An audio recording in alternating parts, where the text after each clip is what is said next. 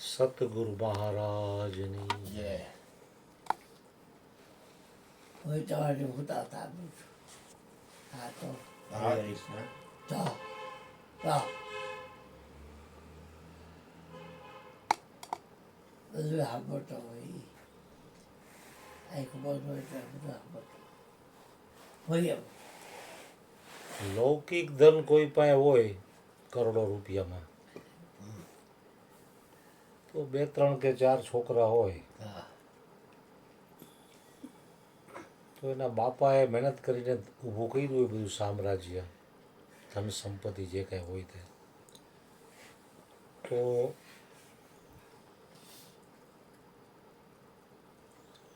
એ 4 છોકરાઓની કસોટી કરે કે આમાં કયો પાત્ર છે એમ કે આમાં જે છે એમાં સવાયું કરે એવો કોણ છે એને આપે છોકરા આમ તો 4 એના જ છે પોતાના એનું જ લોહી છે છતાં પણ પાત્ર હોય ને આપે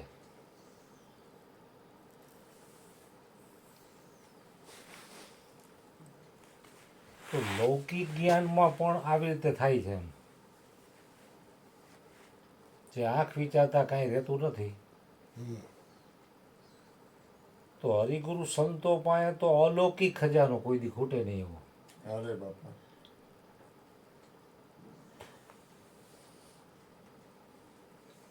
તો એમના પણ ઘણા શિષ્યો હોય તો એ પરીક્ષા કરે પાત્ર હોઈને જ આપે છે એમ.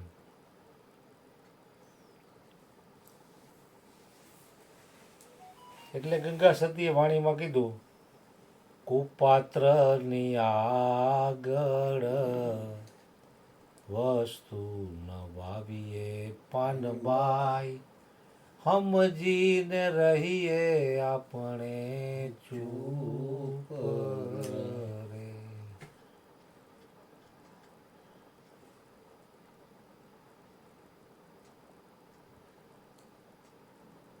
એટલે હરિગુરુ સંતોરિયા એ પણ શિષ્યો હજારોની સંખ્યામાં હોય છતાં એમાંથી જે પાત્ર હોય ને એને જ ગાદીનો વારસ બનાવે કે જેથી કરીને એનું જ્ઞાન છે એ બીજાના હૃદયમાં ઠેરાય અને એમને પરંપરાગત રીતે લોકોનું કલ્યાણ થતું રહે એમ.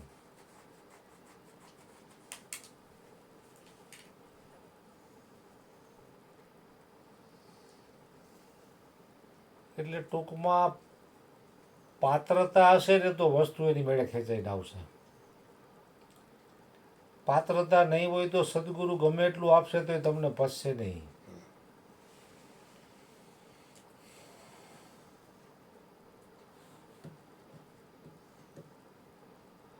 જેવી રીતે મનોહર ભગવાને ઘણા શિષ્યો કરેલા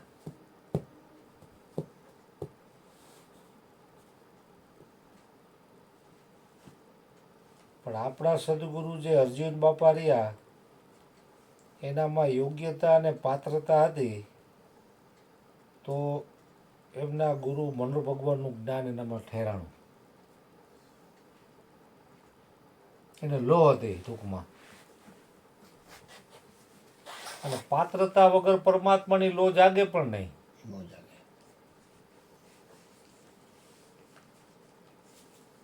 હજારો લોકોએ ઉપદેશ લીધા પણ અર્જુન બાપાએ ઘરના ઠામણા વેચીને જે પૈસા આવ્યો ને એમાંથી ઉપદેશ લીધો લ્યો. તો કેટલી લોહી ત્યારે બને.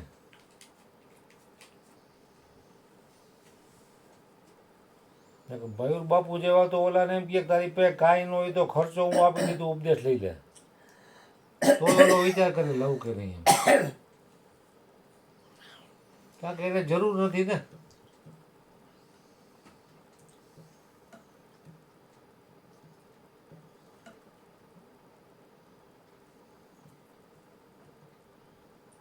જેવા વાસણ છોટા ને વસ્તુ છે વીરા મોટી ઈ તો ઠામવીના નહીં ઠેરા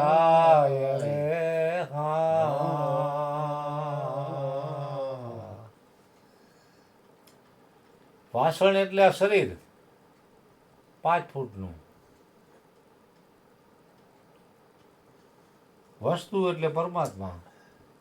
હવે પરમાત્મા રહ્યો એ આ 5 ફૂટના શરીરમાં હમાડવાની વાત છે.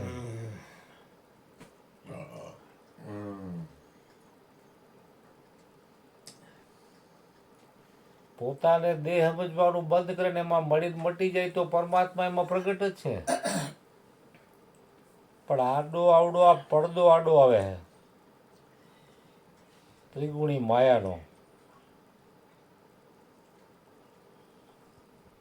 આડી ત્રાટી કપટકી તબલગ દિશત નાય.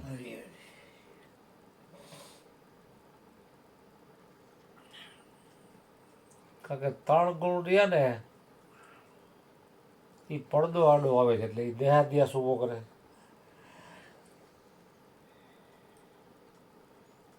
એટલે જે વિવેકી સંતો છે ને એ પાત્રતા પહેલા કેળવે છે. એ ગુરુ પાસે કઈ આશીર્વાદ માગતા નથી, તો પાત્રતા કેળવશે ને એટલે ગુરુનો ખજાનો આપોઆપ એના હૃદયમાં પ્રગટ થાય.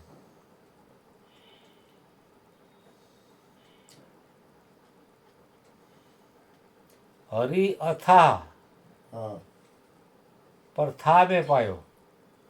હા નહીં શરીર છે એ થા એટલે માપમાં આવી જાય 5 ફૂટ 5.5 ફૂટનું,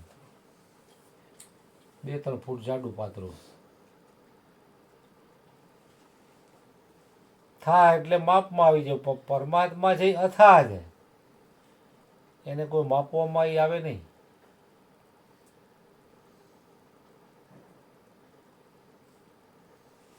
એટલે 100 વાતની એક વાત કે પહેલા તો પાત્ર બનવાની જરૂર છે.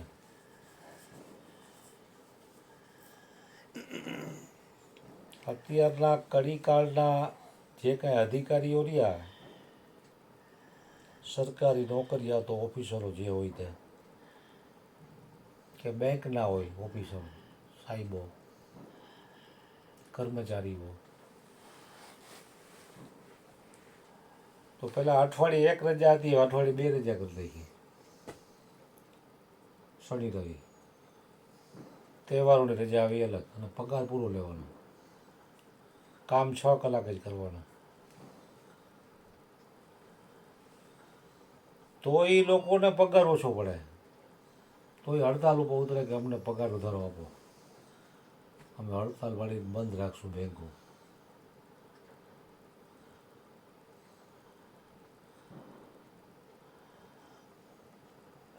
તો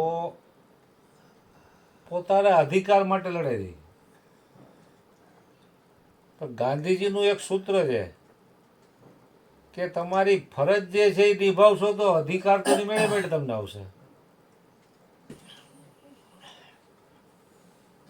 જે એને હોદ્દો સોંપવામાં આવ્યો છે એ ઈમાનદારીપૂર્વક જો એની ફરજ બજાવે તો એના અધિકારનું જે છે એ તો ગમે ત્યાંથી મળી જવાનું છે.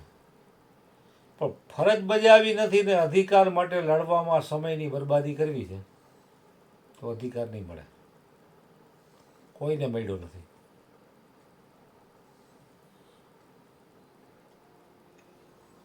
એટલે ટૂંકમાં કામ કરવું નથી, પગાર જોઈએ. કામ ચોરી જેને કહેવામાં આવે.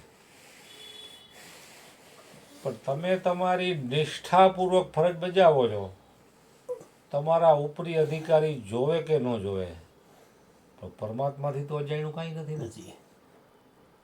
એને તો ખબર જ છે આ કામ કઈ રીતે કરે.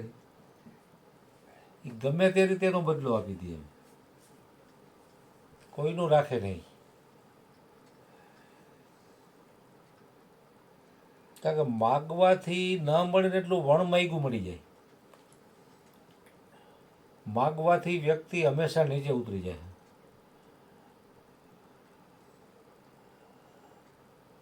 ન માગવાથી તમને ધાર્યું ન હોય એથી વિશેષ મળે.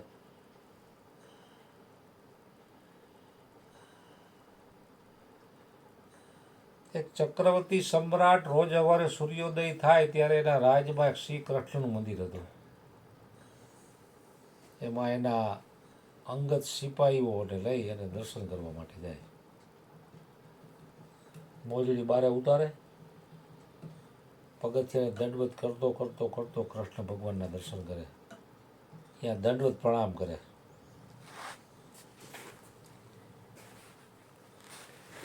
મંદિરની સાઈડમાં જ્યાં ઓટો હોય ને ત્યાં આગળ ફૂલ વેચવાવાળા, ફૂલના હાર વેચવાવાળા હોય, માલણ.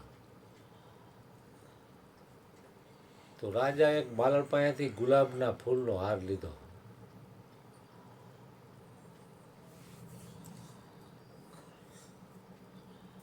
પછી એને મંત્રીને ઈશારો કર્યો કે આનું મહેનતાણું જે થાય ને એ આપી દેજો.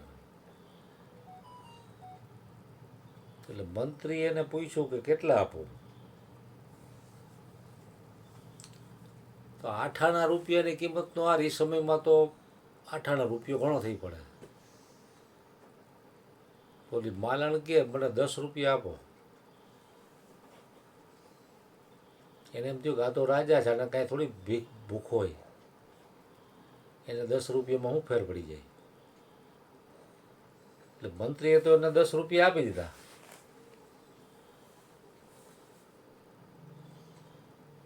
કે રાજાને શું કમી હોય.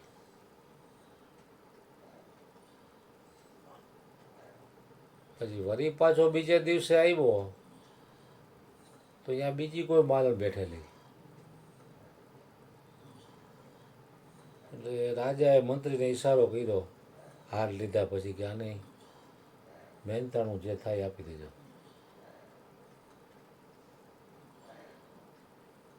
એટલે મંત્રીએ પૂછ્યું તો ઓલી માલણ તો એકદમ ગરીબ હતી. એ કે હાથ જોડવા માંડી અને આંખમાંથી આંસુ વ્યા ગયા. એ કે રાજા છે એ તો પરમાત્માનું સ્વરૂપ છે. વિભૂતિ યોગમાં ભગવાન શ્રી કૃષ્ણએ કીધું છે કે રાજા છે એ હું છું. રાજાએ મારા ફૂલના હારનો સ્વીકાર કર્યો એ મારા માટે ઘણું મોટું છે. મારે કાંઈ ન જોઈએ.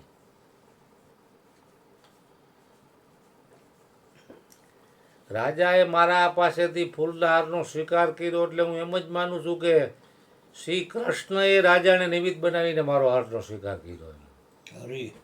તો એની કેટલી બધી ઊંચી ભાવના, શુદ્ધ ભાવના, એનો કેવડો ભાવ ને પ્રેમ કે મારે કાંઈ ન જોઈએ. એ રાજા તો દર્શન કરીને પાછો એના રાજમહેલમાં ગયો. રોજે રોજનો હિસાબ પાછો રાજાને દેવો પડે ને, ક્યાં કેટલા પૈસા વપરાણા, આવક જાવકનો હિસાબ તો હોય, રાજ ચલાવતા હોય. એટલે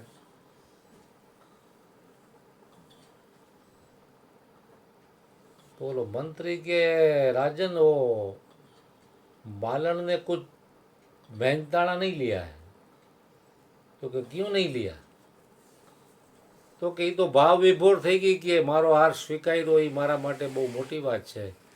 રાજા છે એ ભગવાનનું સ્વરૂપ છે અને મારા કૃષ્ણએ જ તમારા રાજાને નિમિત્ત બનાવીને મારા હારનો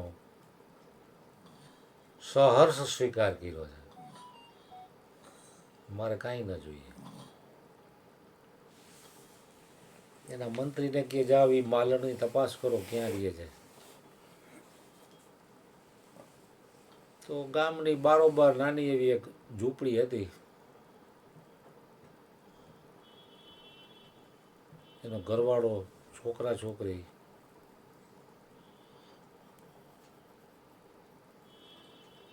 એટલે કોઈના બગીચાની વાડીમાંથી એના થતા હોય પૈસા આપીને ફૂલ તોડે અને માળા બનાવે ને આ મંદિરે વેચે.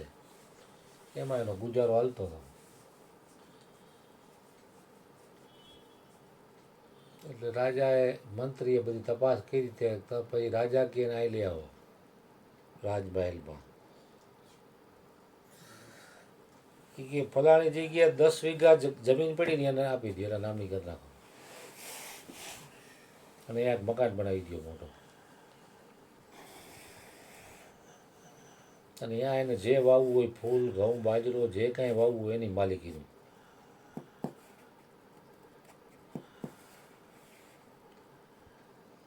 તો એને કાંઈ ન માગ્યું તો રાજાએ પ્રસન્ન થઈને કેટલું બધું આપી દીધું. હમ. તો રાજાનો પણ રાજા જે પરમાત્મા છે વાહ. એના અર્થે તમે જે કાંઈ કરો છો તો એ અનંત ગણું આપી જ દે છે, પણ આપણને દેખાતું નથી. હરે હરે.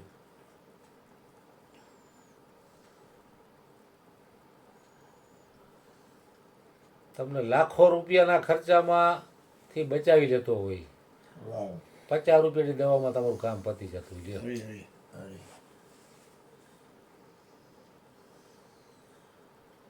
આની પહેલાં એકવાર તમે આમાં જમવા બેઠા તો ઓલો ખુરશી તોડી નાખી, તમે પડ્યા તોય તમને કાંઈ થયું નહીં. ગોળો ભાંગી જાય તો કેટલો ખર્ચો થાય. ઘણી ઘણી વાર પડ્યો ખુરશી પર. એક નહીં, પહેલી વાર નહીં. એમ હા, ઘણી વાર. તો પરમાત્મા તમારી લાજ રાખે. ઓછામાં ઓછી લગભગ મારા મારા મારા હાથથી 8 ખુરશી તૂટી હોય ભગવાન. એમ તોય તમને કંઈ એટલે લાગ્યું બેવું જાય બધા ભેગા થઈને ઊભો કરી દે બિચારા. મારી બાજુમાં કેટલા ભગવાન હોય અને પાયાનું હરવેથી આમ પાયો પૂરો થતો જાય, વજન આપણે ખબર ન હોય. વજનના હિસાબે થાય. પછી હવે અમુક જગ્યા આવે ને ડબલ ખુરશી કરીને ફેંકી દીધી. કારણ કે તમે પરમાત્માનું ભજન કરો છો આખો દિવસ 24 કલાક, એટલે એ લાજ રાખે તમારી. જેમ પુનિત મહારાજ ઓલી અગાસી ઉપર ભજન કરતા કરતા એ આવા બધા મસ્તીમાં આવી ગયા તો નાચવા માંડ્યા ને અગાસીમાં પારાપેટ હતી નહીં. હમ. તો નાચતા નાચતા નાચતા હાવ છેડા ઉપર આવી ગયા. કેવા પડી ગયા. તો એની માનો શ્વાસ અદડી ગયો કે બેટા પુનિત હમણાં તો ઓલી બાજુ પડી જાય. તો કે માં હું જેનું ભજન કરું છું એ મારી લાજ રાખે.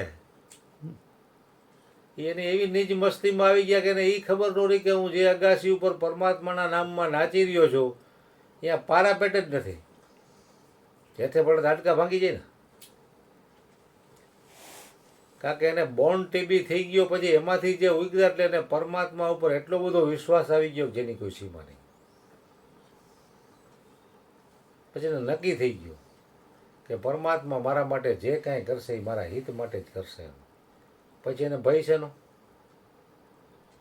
એ જેમ નચાવે એમ નાચું, એ બોલાવે એમ બોલું.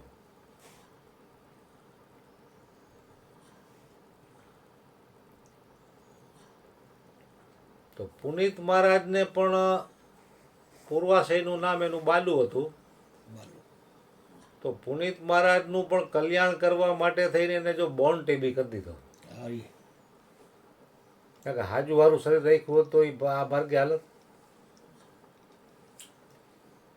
ડૉક્ટરે કહી દીધું થાય એટલી સેવા કરો. મહારોગ મટી ગયો હતો ને. તો એને કેટલા બધા ભજન રચ્યા હાવ દેશી ગુજરાતી વાણીમાં. 3600 વજન 54 વર્ષની ઉંમરમાં. 3600 ભજન. અને દરેક વ્યક્તિને સમજાઈ જાય એવા. સમજાય એવા 4 અભણ માણસને સમજાય છે, ભણેલા તો સમજે પણ અભણને સમજાય સાદી જાય. સાદી સીધી ભાષામાં એમ કહેવાય છે કે નરસિંહ મહેતાનો બીજો અવતાર થયો એમ કહે. નરસિંહ મહેતાએ ગુડ વાણી લખી બધી અને સીધી વાણી લખી. અત્યારના કડીકાળમાં હાવ સીધા અને સાદા ભજન એમ.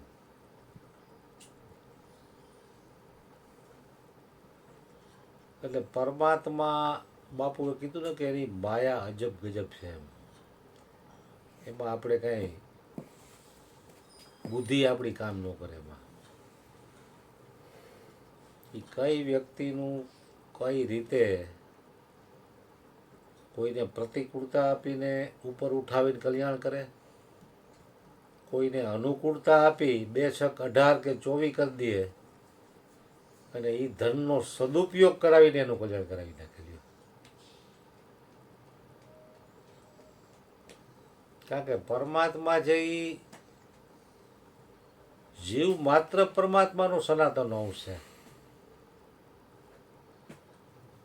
એટલે એ અનુકૂળતા આપે, સુખ આપે તો પણ તમારું કલ્યાણ ઈચ્છે છે અને દુઃખ આપે તો એ કલ્યાણ જ ઈચ્છે છે. માં તમને લાડવો ખવડાવે તોય કલ્યાણી છે ને કડવી દવા પાઈ તોય કલ્યાણી છે. એટલે એમાં બાળક જરાક આનાકાની કરે મારે નથી પીવી. કડવી દવા તો માં જ પાઈ ને.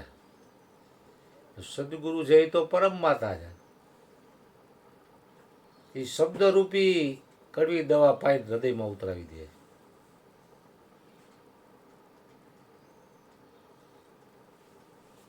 એવી કસોટી કરે કે જેવા તેવા ખોખલા શિષ્યો તો અહીંયા ટકે નહીં, ઘર ભેગા થઈ જાય.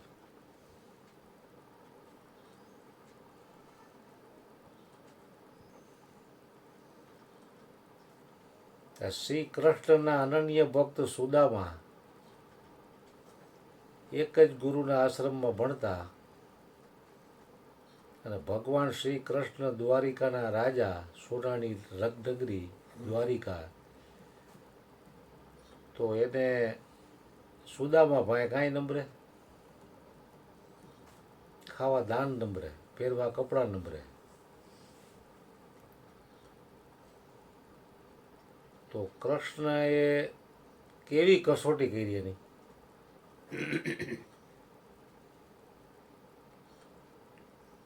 ઓલું બાલાજીએ બોર્ડ માર્યું ને, ભૂખે સુવાડું, તનકી ખીચલું ખાલ, એટલું કહેતા જો મને ભજે તો પછી કરી દઉં ન્યાલ. ન્યાલ. ભૂખે મારું ભોય સુવાડું, ભોય એટલે ધરતી ઉપર, તનકી ખીચલું ખાલ, આટલું કરતા પણ જો મને ભજે તો એને હું કરી દઉં ન્યાલ. ન્યાલ. તો એટલી બધી કસોટીમાંથી તો બધાય પાસ થઈ ન કે. તોય ભગવાન દયાળુ છે કે અત્યારે એને ખબર છે કડી કાળમાં આવી કસોટી કોઈ સહન નહીં કરી શકે. શેઠ સગાડસાની કસોટી થઈ સંગાવતી રાણી અને ચેલૈયાની, ત્યારે શેઠ સગાડસાએ ભગવાનને બાંધી લીધા કે પ્રભુ હવે આવતા સમયમાં ઘોર કળિયુગ આવે છે. અમે તો આ કસોટીમાંથી પાર થયા, પણ હવે કળિયુગમાં તમે આવી કસોટી કોઈ નહીં કરતા ને કે તમને કોઈ માણસડી નાસ્તિક થઈ જાય માણસ. તો કે કળિયુગમાં તો હું હાથ વેતમાં આવીશ પણ મારી કોઈની જરૂર નહીં હોય.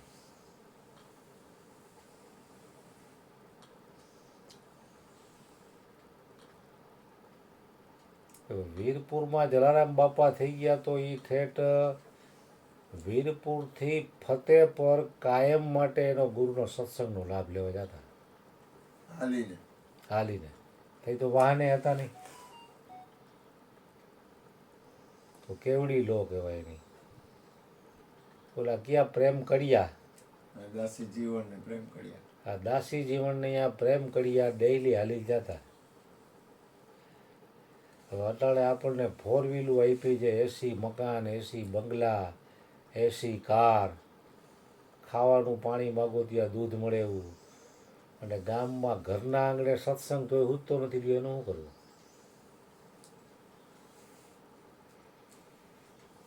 હે અર્જુન, કળિયુગમાં તો હું હાથ વેતમાં આવીશ પણ મારી કોઈને જરૂર નહીં હોય.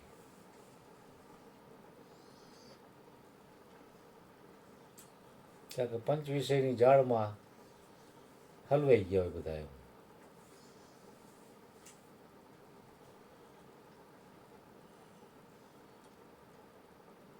એટલે સદગુરુ મહારાજ હજીથી પ્રાર્થના કરીએ આપણે કે તમે આ જગ્યા ઉપર એવી કરુણા વરુણા કરી